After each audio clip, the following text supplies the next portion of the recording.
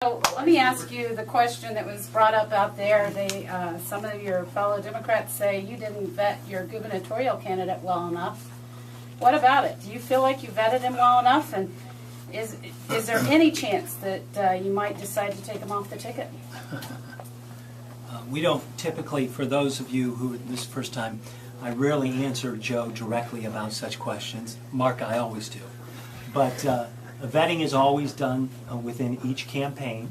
It's a function of the 99 House candidates, the incumbents, the 33 Senate, as well as the 7, depending on the year, and then the federal candidates, statewide federal candidates, congressional candidates.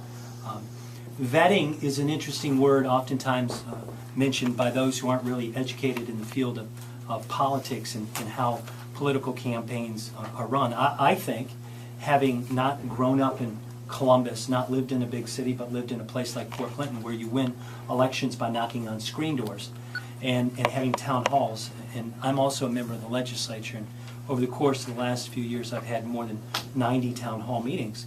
And I can tell you the number of times in the last month at my town hall meetings, my door-to-door, my events, that I've been asked about whether or not Ed Fitzgerald had a driver's license for some or all or a period of time over 10 years or 2 years or 8 years, 12 years, whatever the period of time is. Here's what I'm asked about.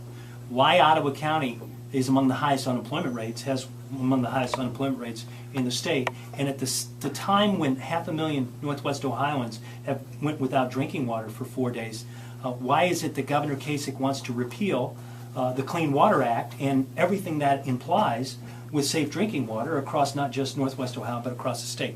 I mention this because there are so many more important issues that Ohioans are confronted with.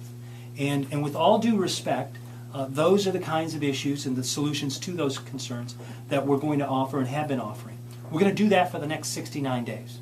You, no offense, Joe, you may be tired of that answer, but it's the answer that Ohioans want to hear. It's not the answer that the editorial page editors of the Columbus Dispatch want to hear. It's not the kinds of things that some people want to hear. But it's going to be what we're going to say, because Ohioans, whether they're working formally at or met, want to know what John Kasich has done the last 4 years. Those who want access to clean drinking water in Toledo want to know why John Kasich's trying to repeal the Clean Water Act. So there's the answer. Now we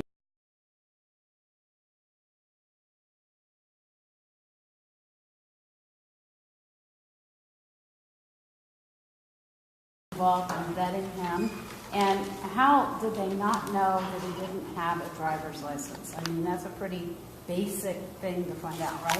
Any other questions about Mike DeWine, Attorney General's office? Any other questions? Joe, I'd be happy to answer that question after this press conference. I'm going to ask the same question. Could you answer it now? Me too. Anybody else?